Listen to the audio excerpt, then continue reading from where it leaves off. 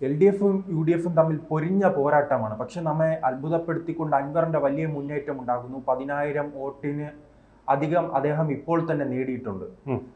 അപ്പോൾ യഥാർത്ഥ വിജയി ആരാണ്?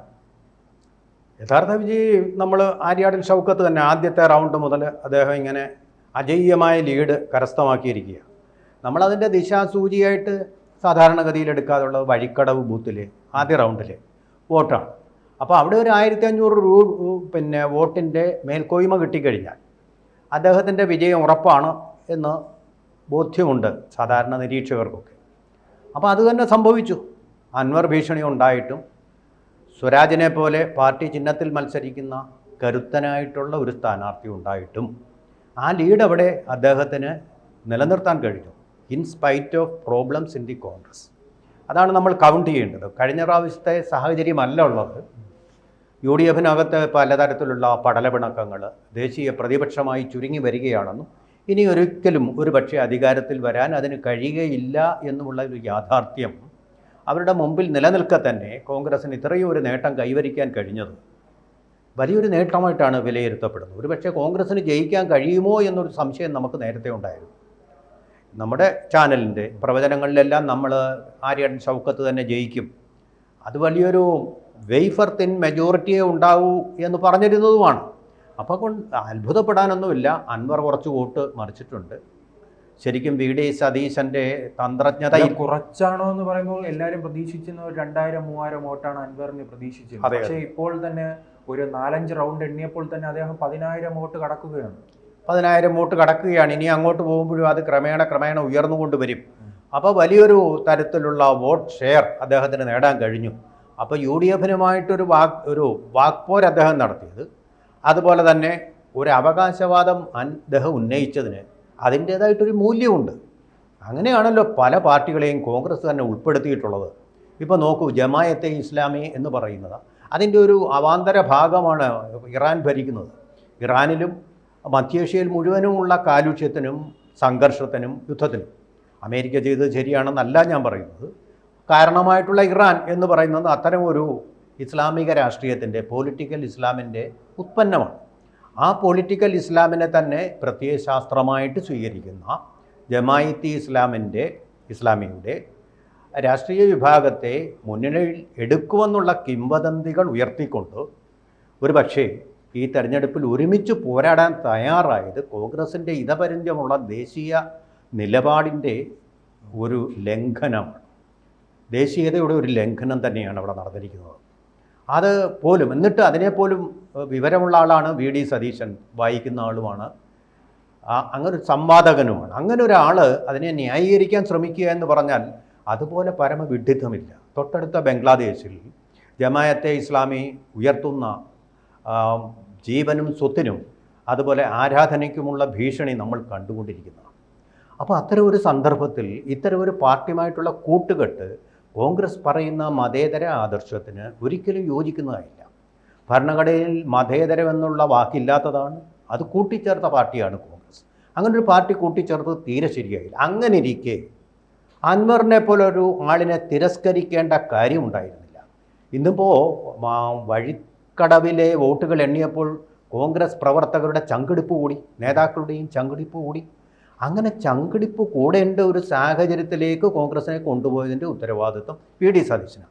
അവസാനം ഇദ്ദേഹം തന്നെ ജയിക്കുമായിരിക്കും. ഒരു പക്ഷേ അവിടുത്തെ ആൾക്കാർ തന്നെ ഇപ്പോൾ മാലപ്പടക്കങ്ങളൊക്കെ പൊട്ടിച്ചു തുടങ്ങിയിട്ടുണ്ട്, ലഡുവും പൊട്ടിച്ചു തുടങ്ങിയിട്ടുണ്ട് എന്നതുകൊണ്ട് വിജയം ഉറപ്പാണ്. കാരണം ഗ്രൗണ്ട് റിയാലിറ്റീസ് നമ്മളെക്കാൾ കൂടുതൽ കൃത്യമായിട്ട് അവർക്ക് അറിയാവുന്നതാണ്. അതുകൊണ്ട് തന്നെ വിജയം ഏതാണ്ട് ഉറപ്പാണ്. പക്ഷേ ഒരു വേഫർ തിൻ മെജോറിറ്റി എന്നുള്ള നമ്മുടെ പ്രവചനത്തിലേക്ക് തന്നെയാണ് ഫലം പോയിക്കൊണ്ടിരിക്കുന്നത്.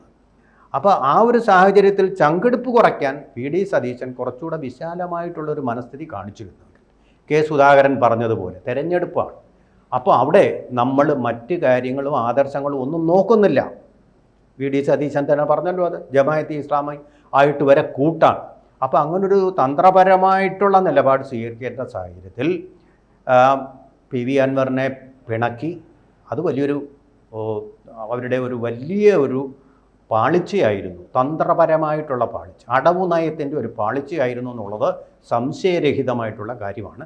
ഇതുപോലുള്ള ഒരു ധാർഷ്ട്യവുമായിട്ടാണ് VD സതീശൻ UDFിൻ്റെ ചെയർമാനാണല്ലോ അദ്ദേഹം. ഇനി മുന്നോട്ട് പോകുന്നതെങ്കിൽ കോൺഗ്രസിൻ്റെ നിയമസഭാ തെരഞ്ഞെടുപ്പിൽ ഉള്ള ഫലവും സമാനമായിരിക്കും.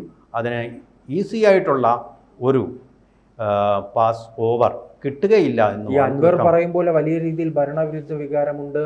അതോടൊപ്പം തന്നെ അൻവർ അവിടെ പല യോഗങ്ങൾ വിളിച്ചിട്ടുണ്ട് പിണറായിക്കെതിരെ. പക്ഷേ എന്നിട്ടും വലിയ രീതിയിൽ പിടിച്ചു നിൽക്കാൻ LDFന് കഴിയുന്നുണ്ടല്ലോ. പിടിച്ചു നിൽക്കാൻ എൽ ഡി എഫിന് കഴിയും. LDFിൻ്റെ അത് തന്ത്രമാണ്. അവിടെയാണ് അവരുടെ തന്ത്രം വിജയിച്ചത്. PDPയെ കൂടെ കൊണ്ടുവന്നു. എല്ലാ മനുഷ്യരുടെയും വോട്ട് വേണമെന്നാണ് പറഞ്ഞത്. പിന്നെ അവസാനം കൊണ്ടുവന്ന് ഭാരതമാതാവിൻ്റെ പേരിൽ വളരെ തന്ത്രപൂർവ്വം ഒരു വിവാദം സൃഷ്ടിച്ചു. ആ വിവാദത്തിനും കോൺഗ്രസ്സുകാർ ഒരുതരം വിഡ്ഢിതം കാണിച്ചു, അതിനെ പിന്തുണച്ചു. ഈ നിലമ്പൂർ തെരഞ്ഞെടുപ്പിൻ്റെ അതേ ദിവസം തന്നെ രാജ്ഭവനിൽ ഇങ്ങനെ ഒരു പരിപാടി വയ്ക്കുകയും അതുപോലെ തന്നെ ഗവർണറെ അപമാനിക്കുകയും ഒക്കെ ചെയ്തത് നിലമ്പൂർ തെരഞ്ഞെടുപ്പിൽ 4 വോട്ട് കിട്ടാൻ വേണ്ടിയാണെന്നുള്ള ആ തന്ത്രം, ആ അടവ് നയം മനസ്സിലാക്കുന്നതിൽ കോൺഗ്രസ് പരാജയപ്പെട്ടു.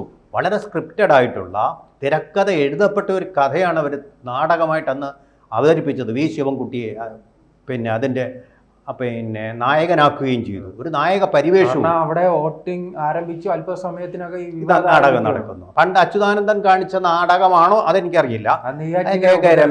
കെ രമയെ ആശ്ലേഷിച്ച അതേപോലുള്ള ഒരു ഫലമാണിത് ഉണ്ടാക്കിയിട്ടുള്ളത്. അപ്പോൾ അതൊക്കെ തന്ത്രപൂർവ്വം അവർ വിനിയോഗിച്ചു. കോൺഗ്രസ്സുകാർക്ക് ഇത് മനസ്സിലായില്ല.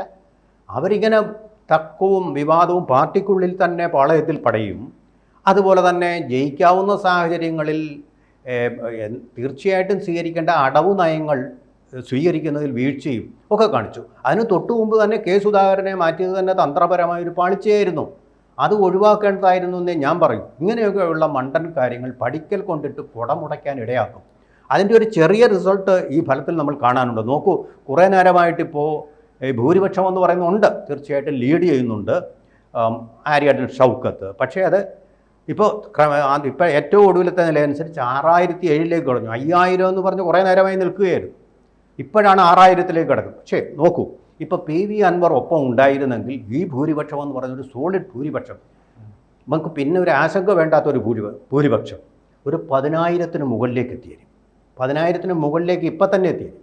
ഒരുപക്ഷെ ഒരു 10,000 ഈ ഭൂരിപക്ഷം പോയേക്കാം.